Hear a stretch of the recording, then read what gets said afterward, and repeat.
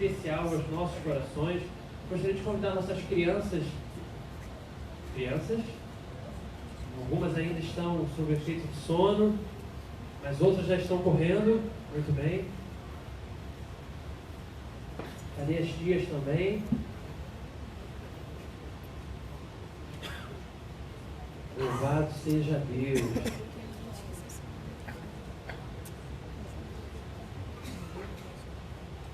Oremos. Pai, primeiramente, muito obrigado por mais essa oportunidade de falar contigo. Quero pedir, Pai, que o Senhor continue a falar aos nossos corações aqui nessa manhã e que possamos, Pai, estar atentos àquilo que o Senhor tem preparado para nós aqui nesse dia. Seu Deus, com as crianças que estarão subindo e conosco, Pai, que vamos ficar aqui. Fala, Pai, de igual modo aos nossos corações, de forma clara que possamos entender o Teu recado nessa manhã. Usa, Pai, o Teu servo, o Pastor Jackson, para ministrar os nossos corações e a Estisa, Pai, para ministrar aos corações dos pequeninos. Que eles possam, Pai, crescer, aprendendo da Tua palavra, Pai, e carregar, ó Deus, e guardar isso no coração. Muito obrigado, Senhor, por tudo. Amém. Amém, graças a Deus. Meus queridos, abrir a palavra de Deus, livro de Atos, capítulo de número 18. Atos, capítulo 18. E se você deseja receber aí a Bíblia, já aberta no texto, estaremos lendo nessa manhã.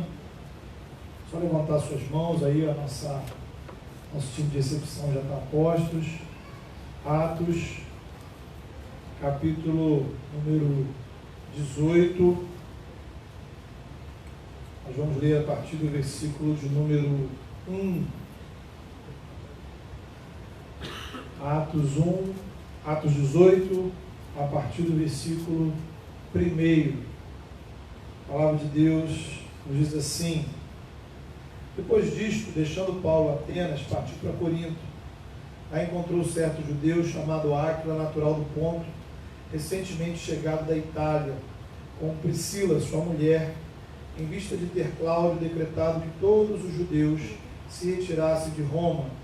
Paulo aproximou-se deles, e posto que eram do mesmo ofício, passou a morar com eles, e ali trabalhava, pois a profissão deles era fazer tendas. E todos os sábados discorria na sinagoga, persuadindo tanto judeus como gregos. Quando Silas e Timóteo desceram da Macedônia, Paulo se entregou totalmente à palavra, testemunhando aos judeus que o Cristo é Jesus. Opondo-se eles e blasfemando, sacudiu Paulo as vestes e disse-lhes: sobre a vossa cabeça o vosso sangue, eu dele estou limpo, e desde agora vou para os gentios. Saindo dali, entrou na casa de um homem chamado Tício Justo, que era temente a Deus. A casa era contígua à sinagoga, mas Cristo, o principal da sinagoga, creu no Senhor com toda a sua casa. Também muitos dos coríntios, ouvindo, criam e eram batizados.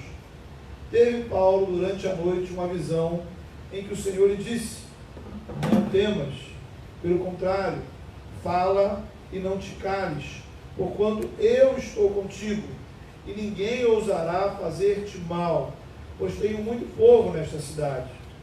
E ali permaneceu 1 ano e 6 meses, ensinando entre eles a palavra de Deus.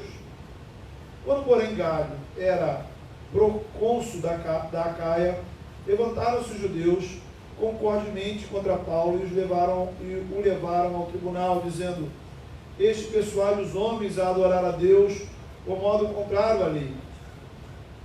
Ia Paulo falar quando Galho declarou aos judeus: se fosse com efeito alguma injustiça, o crime da maior gravidade, os judeus de razão seria atender, ó judeus, de razão seria atendermos. Mas se é questão de palavra, de nomes e da vossa lei, tratai disso vós mesmos. Eu não quero ser juiz dessas coisas. E os expulsou do tribunal. Então todos agarraram Sóstenes, o principal da sinagoga, e o espancavam diante do tribunal. Galho, todavia, não se incomodava com estas coisas. Mas Paulo, havendo permanecido ali ainda muitos dias, por fim, despedindo-se dos irmãos, navegou para a Síria, levando em companhia Priscila e Áquila, depois de ter raspado a cabeça em Secreia, porque tomara voto. Chegados a Éfeso, deixou-os ali, ele, porém, entrando na sinagoga,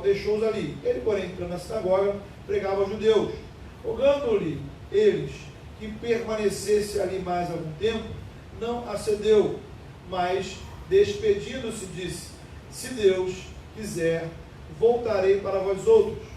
E embarcando, partiu de Éfeso.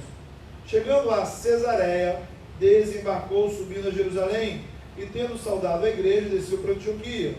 Havendo passado ali algum tempo, saiu, atravessando sucessivamente a região da Galácia e Frígia, confirmando todos os discípulos. Nesse meio tempo, chegou a Éfeso um judeu natural de Alexandria, chamado Apolo, homem eloquente e poderoso nas Escrituras. Era ele instruído no caminho do Senhor, e sendo fervoroso de espírito, falava e ensinava com precisão a respeito de Jesus, conhecendo apenas o batismo de João. Ele, pois, começou a falar ousadamente na sinagoga. Ouvindo-o, porém, Priscila e Áquila tomaram-no consigo e com mais exatidão lhe expuseram o caminho de Deus. Querendo ele percorrer a Acaia, animaram-no os irmãos e escreveram os discípulos para o receberem. Tendo chegado, auxiliou muito aqueles que, mediante a graça, haviam crido, porque com grande poder convencia publicamente os judeus, provando por meio das Escrituras que o Cristo é Jesus. Amém.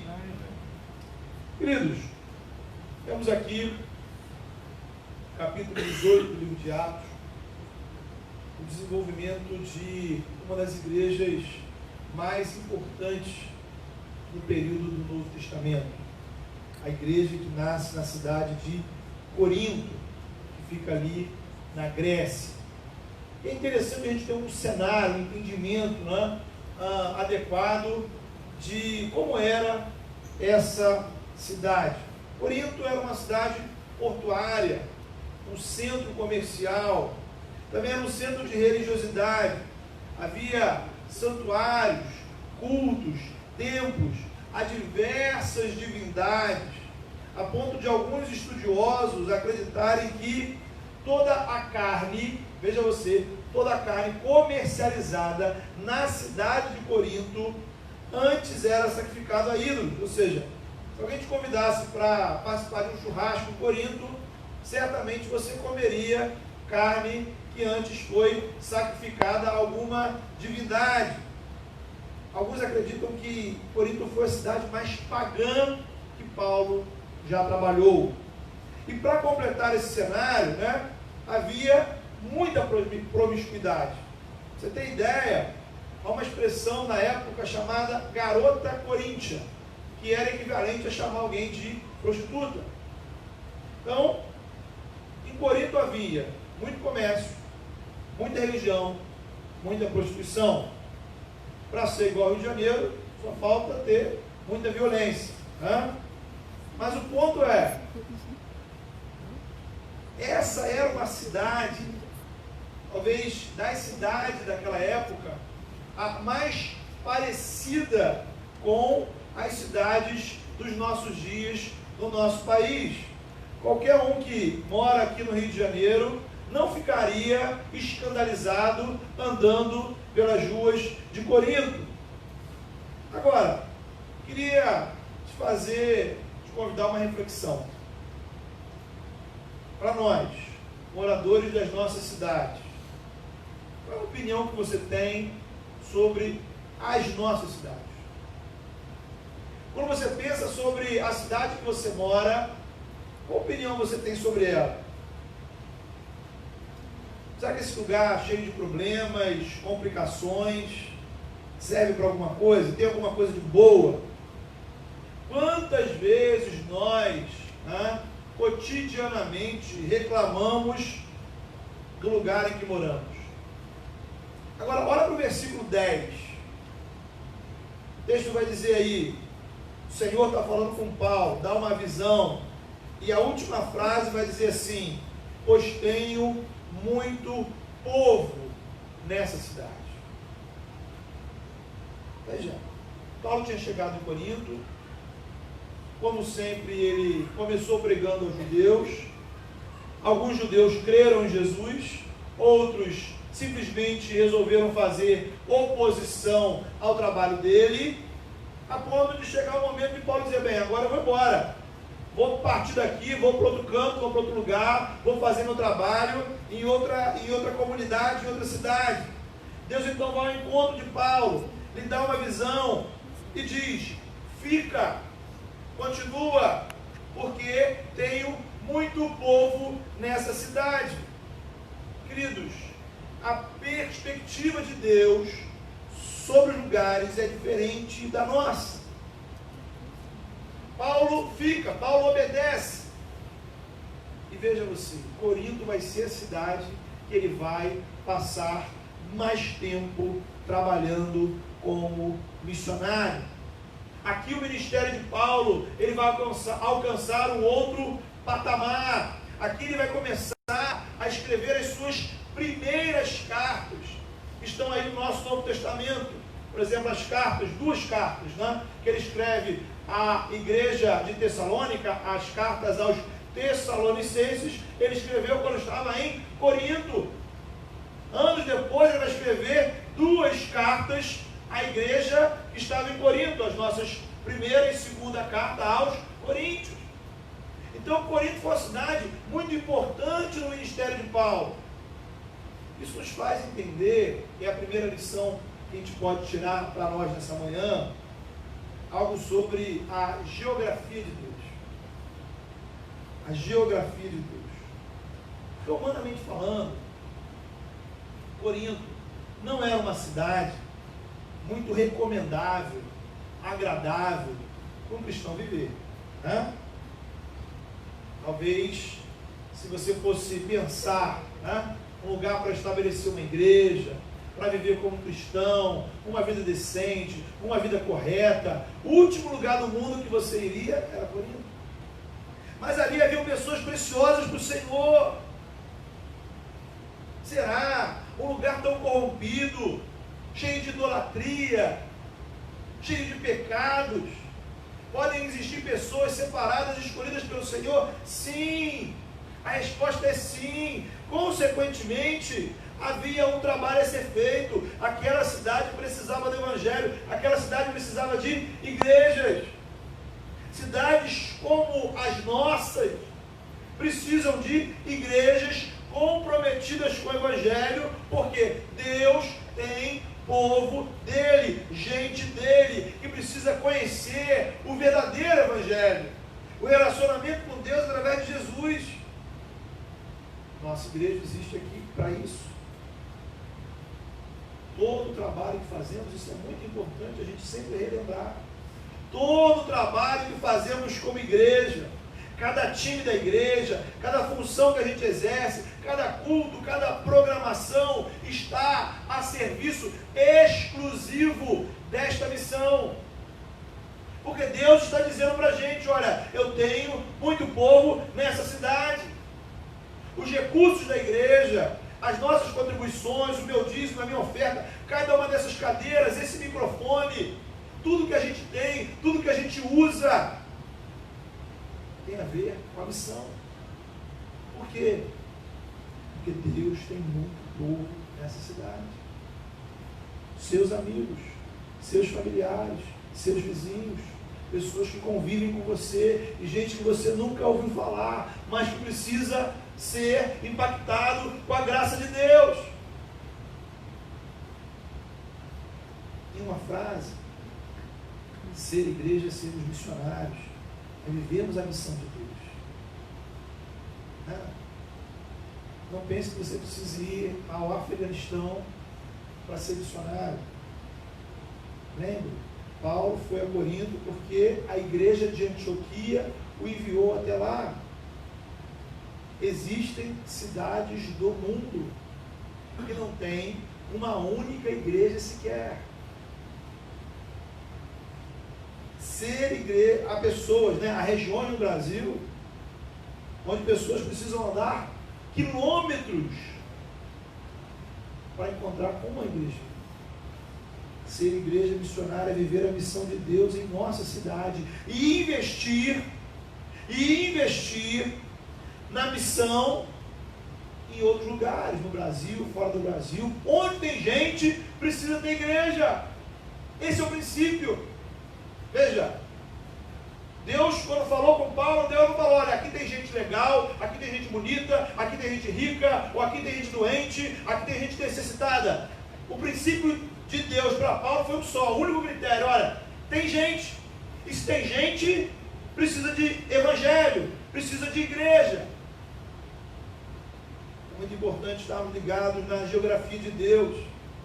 Alguns exemplos bíblicos, quando Deus tirou o povo do Egito, a geografia de Deus era levar o povo para a terra da promessa através do deserto. O povo, por sua vez, não queria o deserto, queria voltar para o Egito.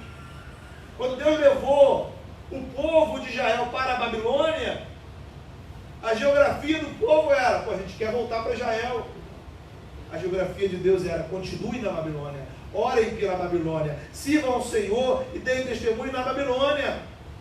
Quando a igreja primitiva cresce e começa a dar frutos, a perspectiva deles era, vamos continuar em Jerusalém, mas a geografia de Deus era, vocês precisam ir para outras cidades. Recentemente lemos o capítulo 16 de Atos. Na geografia de Paulo, ele queria ir para a Ásia, mas na geografia de Deus, ele tinha que ir para a Europa. Então, queridos, entenda, Deus tem uma perspectiva diferente sobre lugares, sobre pessoas, diferente da sua, diferente da nossa. Agora, será que eu estou ligado? Será que eu estou antenado, percebendo a geografia de Deus para a minha vida? Será que você está querendo sair de onde Deus mandou você ficar? Era o caso de Paulo. Será que você está querendo ir para onde Deus não te mandou? Dessa forma, o texto nos convida a refletir sobre a perspectiva geográfica de servir ao Senhor, onde Deus quer colocar você, onde você quer estar e onde Deus quer que você esteja. Às vezes isso não coincide, e aí dá problema. Uma segunda reflexão é sobre aprendermos a não servir a Deus sozinhos. O reino de Deus precisa de equipes, não apenas de pessoas.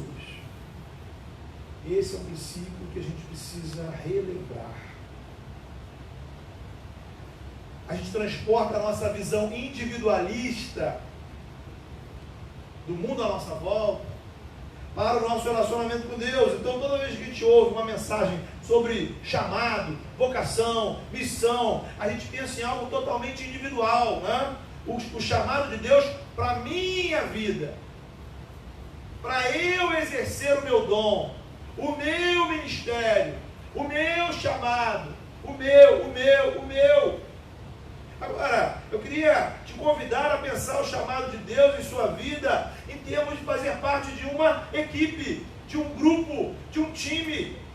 Veja, Jesus, quando escolheu os apóstolos, ele não foi saiu por aí ordenando apóstolos, né? Olha, você vai ser um apóstolo? Vai. Você é um apóstolo? Vai. Você é um apóstolo? Vai. Não. Ele formou o quê? Uma equipe de apóstolos.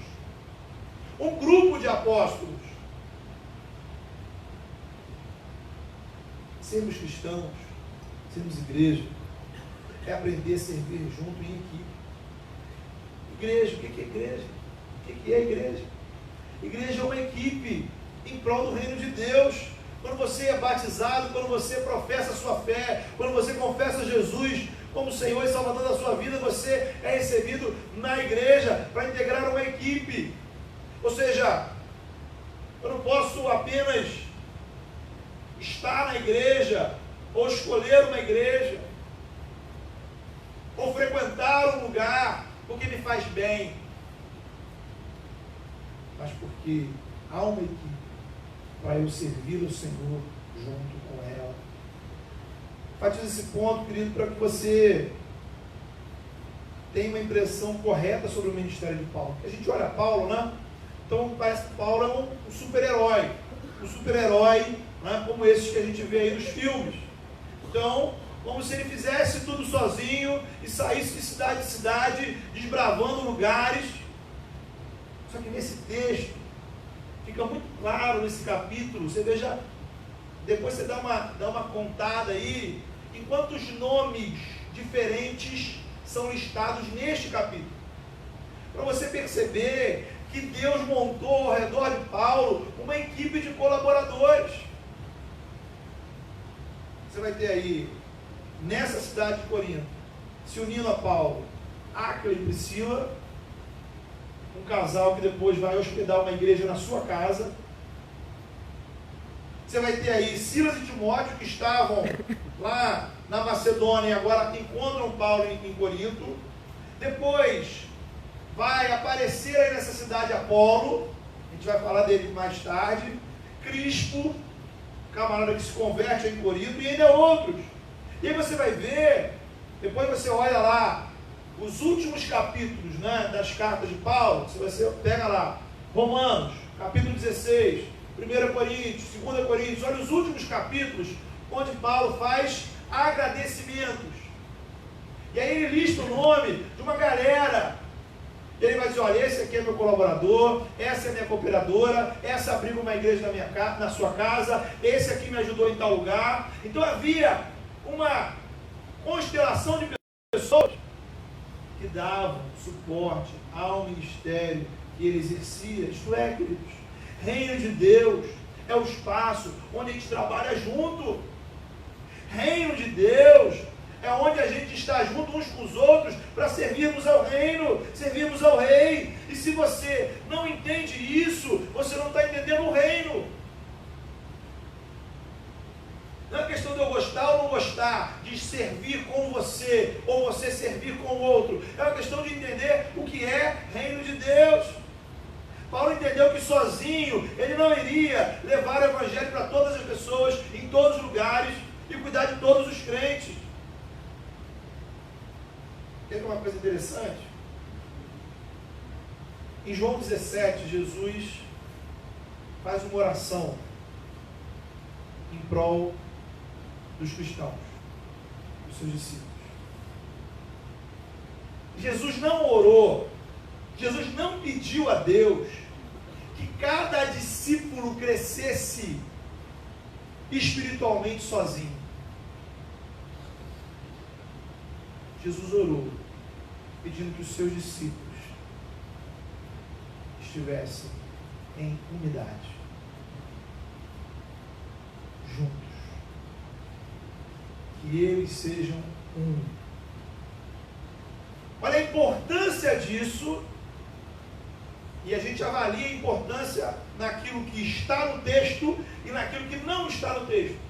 Ou seja, pelo que Jesus orou e pelo que Jesus não orou. Então, se você imagine, né, Jesus vai fazer uma oração. Jesus está aqui do seu lado. Você tem a oportunidade de pedir oração para Jesus. Imagine isso, né? Jesus vai orar por você. Não é pastor, não é apóstolo, não é bispo, é Jesus. O que você vai pedir para Jesus orar? Qual o pedido de oração você vai fazer para Jesus? Jesus orou para que os seus discípulos estivessem unidos, andassem unidos e servissem unidos ao Senhor. Veja a importância da unidade, a importância da comunhão, a seriedade disso. Portanto, queridos, a palavra de Deus te convida a fazer essa reflexão. Você já entendeu o reino de Deus dessa forma? O lugar onde servimos ao Senhor juntos, apoiando e cooperando uns aos outros.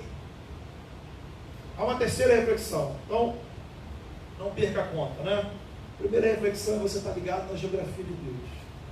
A segunda reflexão é você entender a importância da gente servir o Senhor junto, uns com os outros. Uma terceira reflexão é você perceber algumas sinalizações de Deus para a sua vida. Paulo, né, era um cara que a gente pode dizer que ele era automotivado para servir o Senhor. Paulo é o tipo de pessoa assim, que ele não estava esperando ninguém aprovar ele, ninguém elogiar ele, ninguém dar tapinha nas costas para fazer nada. Né? Ele acordava de manhã e já sabia para onde ele tinha que ir, o que tinha que fazer e toca o barco. Né? Muito do ministério de Paulo ele seguiu sozinho. Ele tinha claro entendimento do chamado de Deus para ele. Podia passar perseguições, prisões, ofensas, mas nada disso abalava. Porém, todavia, Paulo era um ser humano, como nós, ser humano, pecador, mortal, de modo que, assim como eu e você, em algum momento ele passava por dúvidas.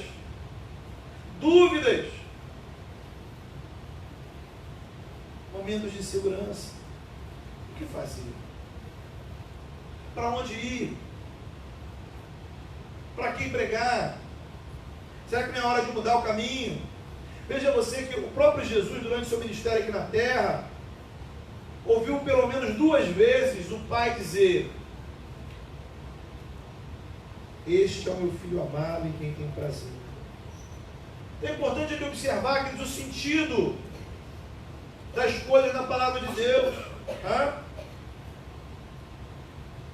Deus, Pai, fala com Jesus aqui na terra: este é o meu Filho amado. Porque Jesus também tinha medo, Jesus também tinha angústias, Jesus também tinha preocupações, e era importantíssimo naquela caminhada ele entender, ele lembrar, reforçar no seu coração que ele não estava sozinho.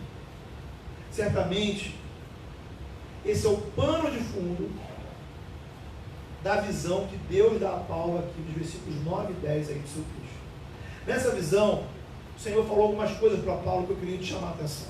Primeiro, Deus diz para Paulo assim: ó, não tenha medo, não temos. Das duas, uma, né? Ou Paulo estava com medo, ou Paulo em breve passaria por situações que o fariam sentir medo. Ora, ter medo não é pecado, mas veja o que Deus fala para Paulo: não temas por quê? Não temas por quê? Porque você é o cara? Não temas porque eu estou contigo. Porque eu estou contigo. Queridos, quando é que eu não preciso ter medo? Quando o Senhor está comigo. Então veja, queridos, que o medo é uma coisa tão natural. Um outro exercício para você fazer depois na sua casa é buscar todas as vezes que Deus, na Bíblia, diz para alguém a expressão não temas. Faz esse exercício. Como Deus falou para pessoas diferentes essa mesma expressão, só para você ter um apanhado, né? Para Abraão, Deus disse assim: não temas, Abraão, porque eu sou o seu escudo. Para Isaac, Deus vai dizer: eu sou Deus de teu pai, não temas, porque eu sou contigo. Para Josué, ele vai dizer: ser forte, corajoso, não temas, não te espantes. Por quê? O Senhor teu Deus é contigo. Lá na época do profeta Isaías, Deus vai falar para o povo de Israel: não temas, porque eu sou contigo. Não te assombres, porque eu sou teu Deus, eu te fortaleço, eu te ajudo, eu te sustento com a minha destra fiel. Se você parar para pesquisar só na época do nascimento de Jesus, Deus falou com José, Deus falou com Maria, Deus falou com Zacarias: não temas. Agora, o que significa não temer? É importante a gente pensar sobre isso.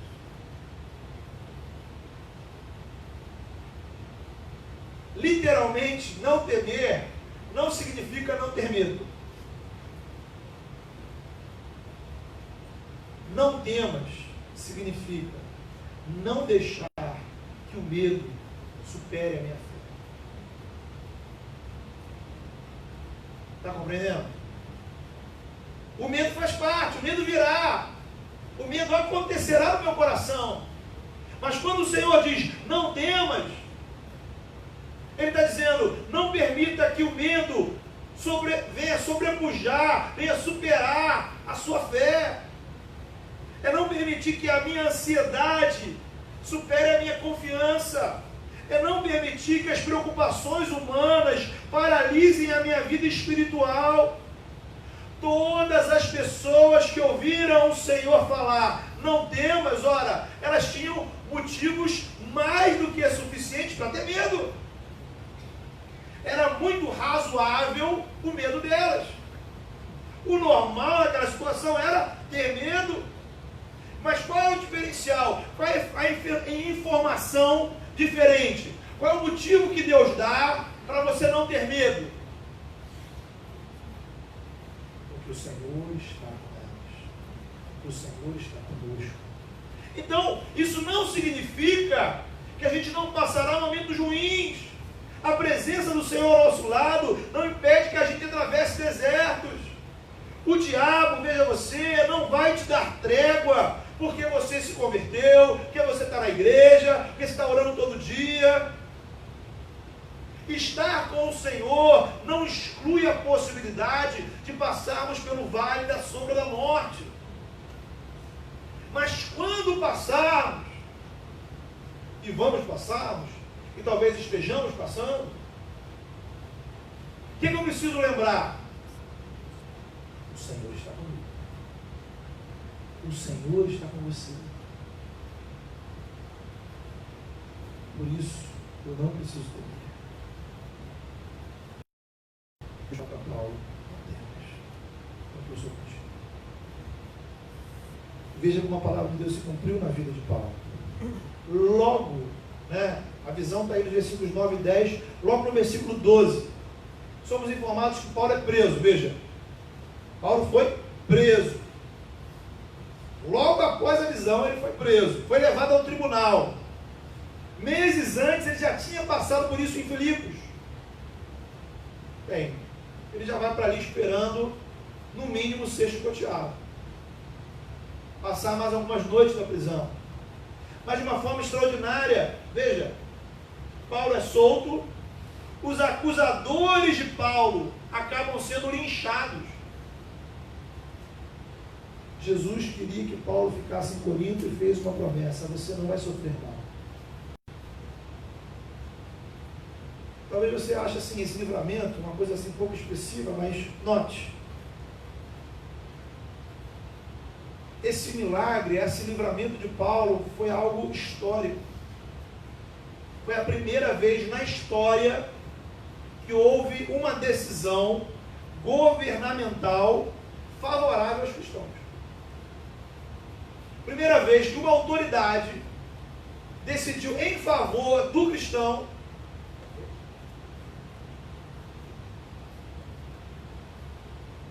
Deus falou para Paulo: não temas, você não vai sofrer mal. Deus cumpriu o que falou com Paulo. Agora, note, quando o Senhor falou para Paulo, ele disse: não temas, estou contigo, mas ele disse mais. Ele disse mais. Deus também falou para Paulo nessa visão: fala e não te cales. Por quê? Porque tenho muito povo nessa cidade. Então, o mesmo Deus que me dá livramentos, Ele me dá responsabilidades. O mesmo Deus que cuida da gente com graça, que anima, que sara as nossas feridas, que nos liberta das trevas, renova as nossas forças, que faz milagres. Ele diz: vai e me serve nesta cidade imunda, corrupta, impura, cheia de idolatria, mas é nessa cidade que você vai falar. Vai anunciar o Evangelho, vai dar testemunho do reino de Deus, vai e coopere com a expansão do reino, vai e se entregue totalmente ao Senhor. Paulo viveu milagres ali. Por quê? Porque ele obedeceu, ele ficou. Ele cumpriu o que Deus chamou ele para fazer. Querido, observe. Quando o Senhor diz para você, eu estou com você, você só vai experimentar a veracidade dessa promessa se ao mesmo tempo atender o chamado de Deus. Se você seguir a geografia de Deus para a sua vida, se você participar do reino de Deus, cooperando com outras pessoas. Talvez nessa manhã, a única coisa que você quer ouvir é Deus dizendo para você, não tenha medo, eu estou nessa com você. Talvez você está ouvindo isso, talvez você está ouvindo isso, você está sentindo isso. Talvez Deus te trouxe aqui para te falar isso. Mas e depois? Que diferença isso fará para onde você vai quando sair daqui, quando você vivenciar a sua semana a partir de amanhã? Quais as responsabilidades que o cuidado de Deus para com a sua vida, o encorajamento do Senhor para com você? Quais são as responsabilidades que isso traz para você? A partir do cuidado de Deus na sua vida, o que você vai fazer? Por último, queridos, uma quarta reflexão. Temos aqui algo interessante sobre uma pessoa que entrou nessa história, ou melhor, que entrou na história da Bíblia, do cristianismo, aqui nesse texto, né? Esse texto vai te apresentar Apolo. Então, Apolo, você, muito prazer. Após 1 ano e meio em Corinto, Paulo vai para Jerusalém. E de passagem ele deixa Áquila e Priscila em Éfeso. Havia uma comunidade já ali. E por ali aparece Apolo, que era um cristão. Ele vem de um outro lugar e já chega ali como crente. O versículo 25 vai apontar para a gente 4 características de Apolo. Ele, em primeiro lugar, era instruído no caminho do Senhor, isto é, era alguém que já conhecia o Evangelho, alguém que explicou o Evangelho, era crente. Segundo, ele era fervoroso de espírito, ou seja, a sua mente, literalmente quer dizer que a sua mente, sua alma, seu interior fervia da graça de Deus, do amor de Deus. E aí é interessante a gente observar, né? O Evangelho não é apenas algo que a gente acredita com a mente, mas é algo que precisa pulsar o nosso coração, na nossa alma. Mas o texto também diz que ele ensinava a todos a respeito de Jesus. Isto é, quando o Evangelho chega no coração, ele sai através dos nossos lábios.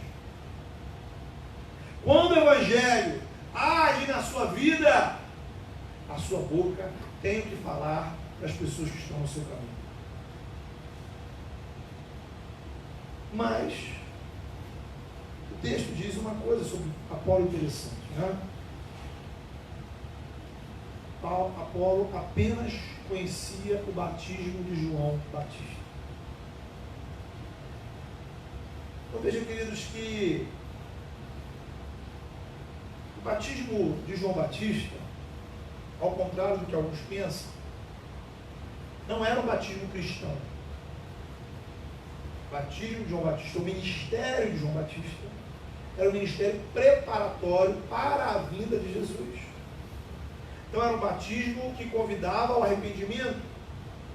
O batismo cristão, ser batizado em nome do Pai, do Filho e do Espírito Santo, é sermos recebidos no corpo de Cristo para experimentar tudo que Cristo já fez por nós, por meio do Espírito Santo, que age na igreja. Não sou eu que me batizo. Não é a igreja que te batiza. É Jesus quem batiza você. Porque Ele é o dono da igreja. Ele é o Senhor da igreja. E através do batismo Ele te insere na igreja que é dele. Batismo cristão não é um sacrifício de arrependimento, mas um testemunho público da experiência da graça de Deus nas nossas vidas, do povo de Deus. Agora, se Apolo conhecia apenas o batismo de João, significava que ele tinha um conhecimento parcial do cristianismo. Aí veja o que acontece. Áquila e Priscila chamam Apolo à parte. Ele está dizendo aí literalmente isso. Versículo 26. E fazem um discipulado com Apolo. E aí eu queria enfatizar com você duas questões aqui para a gente finalizar. A experiência de Apolo mostra que a gente pode ser cristão tendo conhecimento incompleto do Evangelho. Apolo era cristão, mas Apolo ainda não tinha entendido o que significava o batismo. Então, às vezes, por que porque alguém, quem apresentou o Evangelho para ele, quem explicou para ele o Evangelho, explicou dessa forma. Então, quando eu digo eu sou crente, eu creio em Jesus, eu acredito em Deus, isso não significa que a minha visão sobre o Evangelho, que a minha visão sobre Deus, que a minha visão sobre reino, ela está totalmente correta, adequada, pronta, fechada. Isso traz consequências. Aí uma pergunta para você. Talvez você já te apresentaram a Jesus. Talvez você já conhece o Evangelho.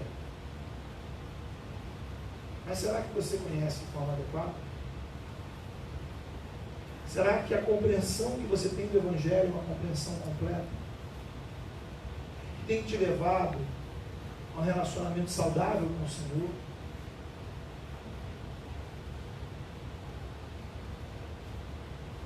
E aí a gente traz uma outra questão. O texto diz, veja você, que Apolo era um cara de qualidade. Ele era um cara fervoroso de espírito, eloquente,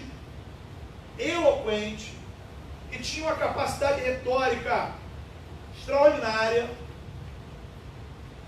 Mas quando Áquila e Priscila ouvem ele falar de Jesus, chamam ele à parte, conversam com ele separadamente, explicam para ele adequadamente o caminho de Cristo, quem é Jesus, o Evangelho, e depois Apolo então é enviado para servir o Senhor em outra cidade. Não é pecado se eu não sei tudo sobre o Evangelho. Às vezes, os caminhos de Deus, o que te ensinaram foi isso. Mas ser cristão é permitir que Deus use pessoas, outros, para nos dar uma visão mais ampla do reino e da graça de Deus. Talvez você seja como Apolo e tem algumas coisas que você precisa corrigir no jeito que você serve a Deus, no jeito que você diz que acredita em Deus, na maneira, na opinião, na atitude que você tem em relação ao reino de Deus. Peça humildemente ao Senhor.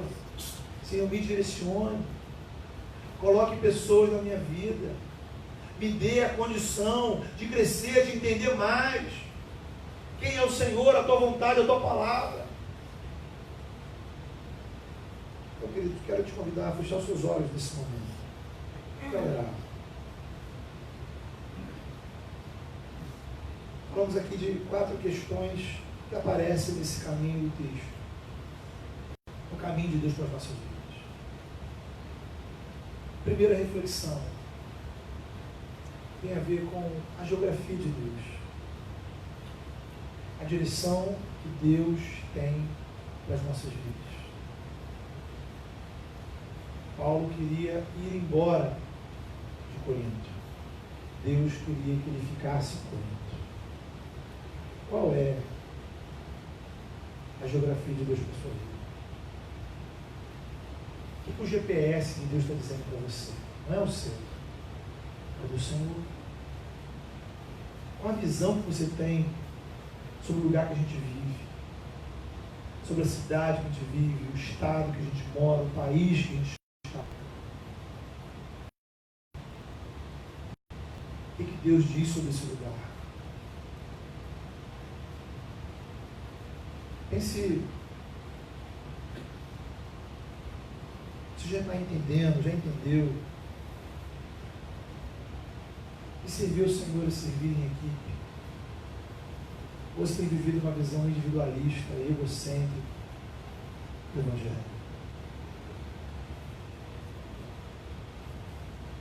Talvez nessa noite, nessa manhã, assim como Paulo, você tenha medo. Medo. E a única coisa que você quer ouvir o Senhor dizer: não temas, porque eu sou contigo. E o Senhor está dizendo isso para você. Como é bom, irmãos, como é bom a gente ter a certeza de que o Senhor está conosco, de que não estamos sozinhos. Mas isso não significa que a gente não vá atravessar vales. Por isso eu preciso receber essa promessa do Senhor na minha vida e entender qual é a direção. Deus está com você, e aí? E agora? O que você vai fazer com essa verdade?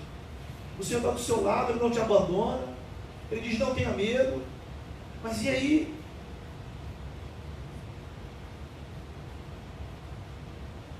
Porém, o Senhor te convida nessa manhã a corrigir coisas que você aprendeu, coisas que você tem praticado, coisas que você traz na sua vida. Talvez você seja crente, como Apolo era, mas há situações na sua vida que precisam ser consertadas. E Deus pode usar pessoas para isso. Precisamos ter a humildade de sermos ensinados. Fale com o Senhor. Louvamos o Teu nome, Senhor. Louvamos o Teu nome porque o Senhor é o nosso Deus. Deus, obrigado, Pai, porque o Senhor enviou o Seu Filho para morrer na cruz pelos nossos pecados. Somos pecadores e trazemos, ó Pai, na nossa vida, assim, tanta coisa que não te agrada. Às vezes, ó Pai, a nossa vida, Senhor, está exatamente como a cidade de Corinto, totalmente devastada de pecado. Talvez a gente olhe, o olhar que a gente tenha sobre si mesmo é um olhar, ó Deus, tão negativo. Mas assim como o Senhor mostrou para Paulo, que havia muito povo do Senhor naquela cidade. Esse povo é formado por pessoas, e essas pessoas são como nós. Que nessa manhã, Senhor, a gente possa entender o chamado do Senhor para sermos Teu povo.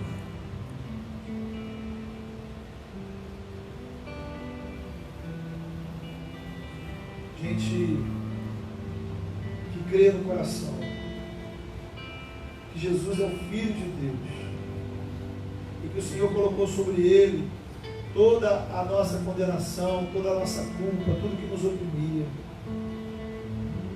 E Cristo na cruz venceu. Ele é o vencedor. E porque Cristo venceu, ressuscitou, está vivo e é o Rei dos Reis e Senhor dos Senhores,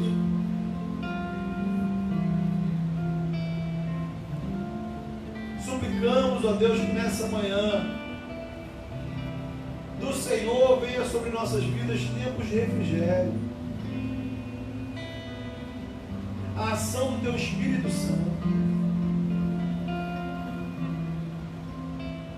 Que os efeitos, ó Pai, da cruz estejam sobre nós. Que os efeitos purificadores do sangue de Jesus, ó Pai, fluam nas nossas vidas.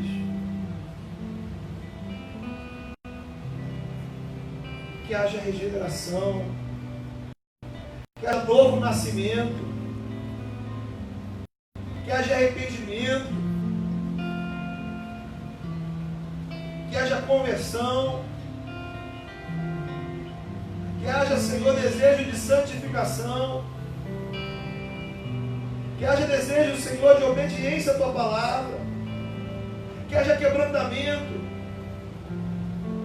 que haja abandono, Senhor, das obras do mal, que haja, Senhor, cura, Senhor, espiritual das nossas vidas, cura das enfermidades que o pecado tem nos trazido, Senhor. Que haja, Senhor,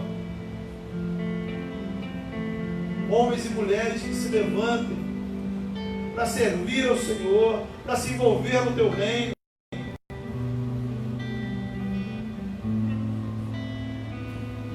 Senhor, corrige na nossa vida o que precisa ser corrigido.